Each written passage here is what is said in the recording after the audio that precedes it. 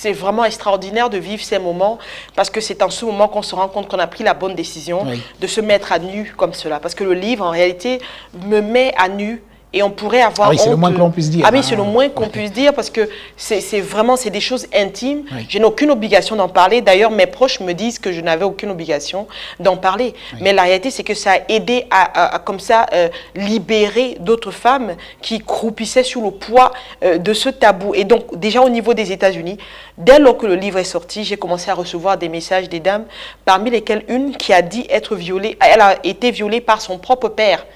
Et là, je me rends compte que, mon Dieu, ce n'est pas mon histoire, c'est l'histoire de la plupart des femmes là dehors. Il y a une autre qui a avoué avoir été victime de 3 abus sexuels, parmi lesquels un monsieur qui l'a violée, qui a ensuite violé sa propre fille et qui a été tué par la suite quand les gens s'en sont rendus compte.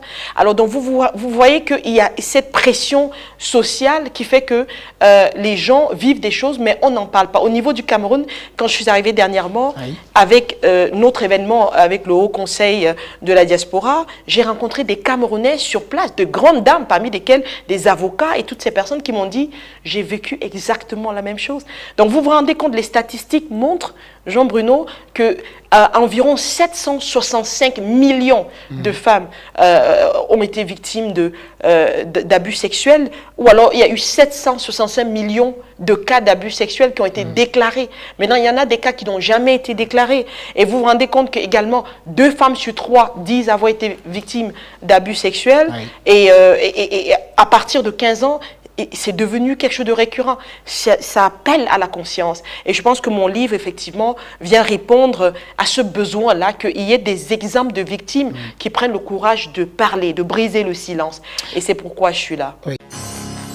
Vous êtes une collectivité territoriale décentralisée, ONG, élus municipaux, opérateurs économiques, entrepreneurs, industriels du Cameroun et d'Afrique. Participez aux rencontres internationales du RC3D pour l'année 2024. Le Forum pour la coopération décentralisée et le développement, FOCODEV 2024, se tiendra du 15 au 19 avril 2024 dans la province du Québec au Canada. La foire internationale Afrique-Amérique FIA, quant à elle, aura lieu du 10 au 14 juin 2024 à Delaware, aux États-Unis, en partenariat avec l'Association camerounaise de la région de Philadelphie. Le FOCODEV et la FIA offrent des opportunités d'affaires et d'investissement, des échanges commerciaux et développement de partenariats, des rencontres de jumelage et de réseautage, de partage d'expériences et d'expertise. Le FOCODEV et la FIA sont des événements du RC3D, en partenariat avec le ministère de la décentralisation et du développement local et les communes et villes unies du Cameroun.